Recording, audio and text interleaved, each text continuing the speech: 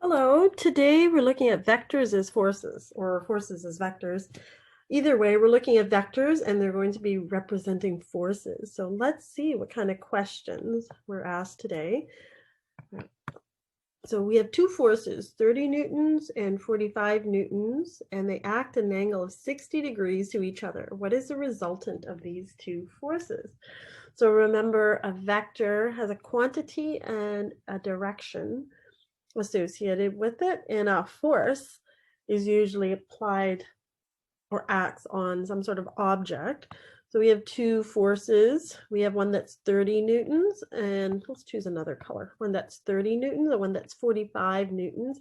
And the angle between the two is 60 degrees. So why don't we draw the 30-degree force like this, and so the one thing, okay, we do know that they're not pointing in the same direction. The other one is 45 newtons, and there's an angle of 60 degrees between them. So that does not quite look like 60 degrees. So let's adjust it a little bit. How about like that? So the 45-degree Newton force is a little bit longer than the 30-degree Newtons. We'll call 30-degree Newton force F1, and it acts in this direction that we have the arrow pointing in. The second force, F2, has magnitude of 45 newtons and is acting in this direction, the direction of the arrow. It's a bit longer than 30-degree Newton force. And we're told, the angle between them is 60 degrees. So we need to find what is the resultant. We need this green force. Let's call it F. All right. So let's start by finding the magnitude of F. So this is where we use the cosine law. Cosine law. And we can do this. Perhaps it's better to do. Right. And we can use this because we have a triangle now. And the sides of the triangle are 30, 45, and one unknown side. The angle between the two known sides is given, that's 60 degrees. So let's start. Let's write out our cosine law. So magnitude of F squared equals magnitude of F1 squared plus magnitude of F2 squared minus 2 times magnitude of F1 times magnitude of F2 times the cosine of theta. So in this case, theta is the angle between the two given forces, F1 and F2, so that's 60 degrees. And now we can just solve. Okay, so let's plug things in. So F1, the magnitude of F1 is 30. F2 is 45. Good. All right, and then cosine 60 degrees. So this is where we have one of our little special triangles, 60, 30 degrees. So sine of 60 is root 3 over 2. It does not look like a 30 degrees in that corner. 30. Good. So cosine of 60 degrees is a half. Okay, so let's figure out what 30 squared, 900 plus 45 squared. I'm going to get our calculator out for these big numbers. And let's do this. 2 times 30 times 45. 2,700 times our 1/2. Okay. All right, and let's do 2,025 plus our 900. All right, so we get 2,925 minus 1,350. This gives us 1,575. All right, let's shrink things down a little bit. And this gives us, therefore, we need to take the square root of this to get the magnitude of our resultant force. square root of 1,575. Let's do that 1,000. That equals approximately 39.69. That's the magnitude of our resultant force. Now we need to find the direction. So why don't we find the direction in relation to F1? So we can find this unknown angle, let's call it alpha, and to do that we use the sine law. So why don't we move over to the right hand side and we'll just put in the magnitude for F, which is 39.69, okay, or like approximately, or square root of 1,575. So we're going to use the sine law to find alpha. Okay, so let's see. We have sine of 60 degrees over our, well, let's write it out. Sine of theta over magnitude of F equals sine of alpha over magnitude of F2. Now let's plug in what we know.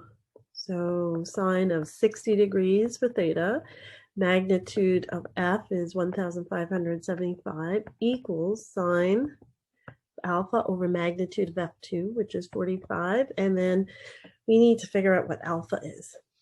We're going to solve for unknown. So sine of 60 is root 3 over 2. We cross multiplied to bring the 45 over to the left-hand side. So we have 45 times square root of 3 over 2 all over the square root of 1,575, and this equals sine of alpha. So we can punch all that into our calculator, and what do we get? Let's have a look. 45 times, okay. All right, divided by square root. Okay. So I think we get 0.98198, and that equals our sine inverse of sine of alpha, sorry. Then we need to take sine inverse of this to give us alpha, which 79.11 degrees. So this means, running out of space here, let's slide over here. Therefore, our resultant F, force F, is, let's have a look, is 79.11 degrees south of F1 with a magnitude, the magnitude of, and what was our magnitude? Square root of 1,575 newtons, or I think we said that was 39 or 39.69 newtons. So this is like a two-part question. First, the cosine law to find the magnitude of our resultant, and then the sine law to find the direction relative to one of the other forces. Good. Okay, so now let's look at this next question. A mass of 30 grams is hanging by 2 lengths of rope from the ceiling. The 2 ropes make an angle of 60 degrees, of 60 and 45 degrees respectively with the ceiling. Let's put that in there. Respectively with the ceiling. Determine the tension in each rope. Okay, so the first thing we need to do is draw a picture. So let's draw a ceiling. Let's draw a mass, 30 kilograms, and let's draw some lengths of rope.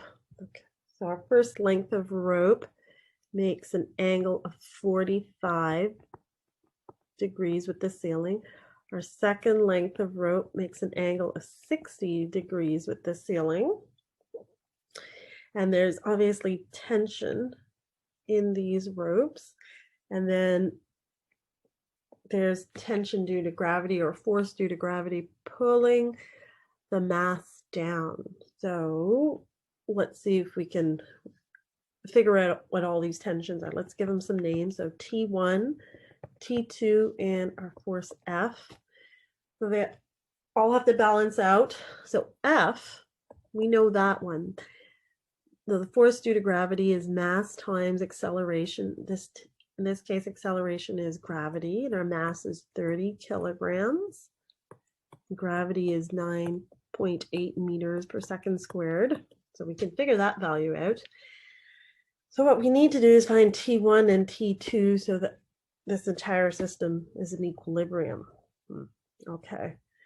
All right, so let's calculate our force due to gravity first. So 30 times 9.8, that gives us, all right, 30 times 9.8, okay, is, whoops, 294 newtons. Okay, now let's move over to the left. And we're going to take this T1 and T2, let's put arrows over everything, and redraw them. All right, so we have let's do a little smaller, we save space. We have T1 going up in that direction, T1, and it makes an angle. We're going to draw our ceiling or horizontal in. There's an angle of 60 degrees.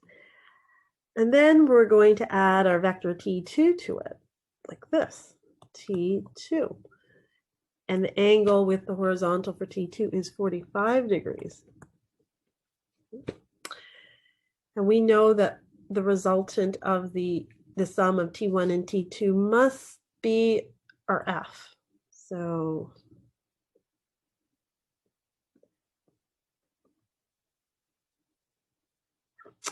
this is our F. All right. So now we have a triangle. We know what F is.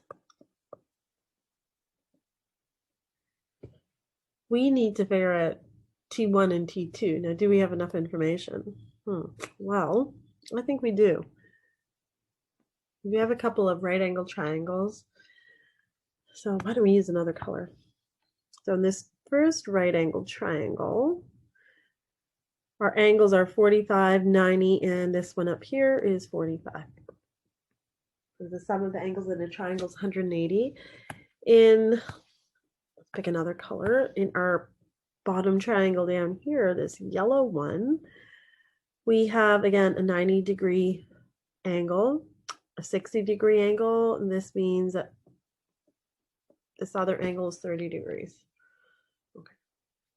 And we know 60 plus 45, that's 105. Okay. So now we have this larger triangle with sides T. Its one side length has magnitude T2, another side length has magnitude T1, and the other side length has magnitude of F, which is 294.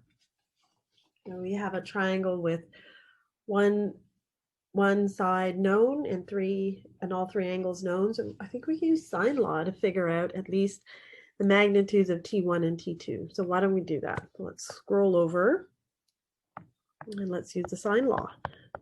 Sine law. Okay, so let's start.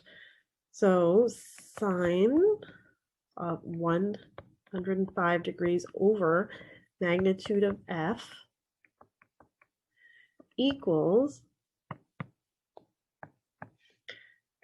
sine of 45 degrees over magnitude of T1 equals sine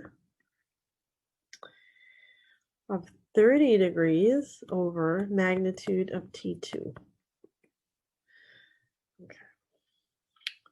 And we're going to look for T1 and T2 separately. So let's start with sine 105 over magnitude of F, which is 294.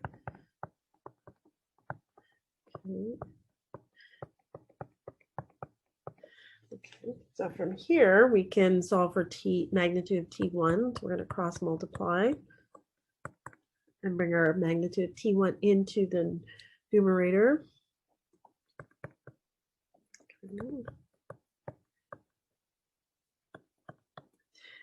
Let me check. No, okay.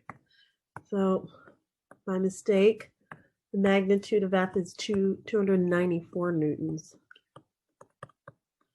All right, let's punch this into our calculator quickly.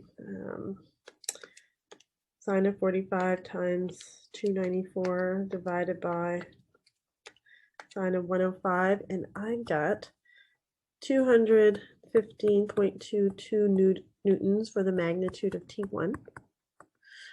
Okay, so it's 1 force. Let's look at the second one.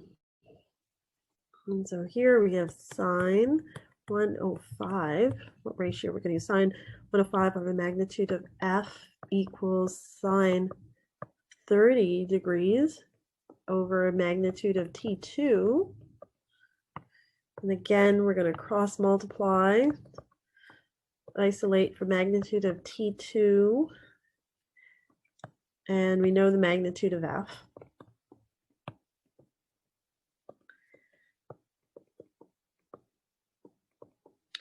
Let's plug that in, 294.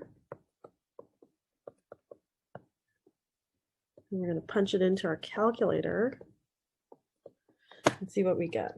All right, let's do this. Sine of 30 is a half times 294 divided by sine of 105, and we end up with the magnitude T2 equaling 152.19 newtons. And we have the angles that T1 and T2 make with the horizontal. So we're good. So we found our magnitude of T1 and T2 so that our system is in equilibrium. That brings us to the end of our session today. If you have any questions, feel free to send us a note at info@ratemymarks.com or give us a call day or evening, and we'll be happy to answer your questions. Thank you for watching, and we'll see you soon.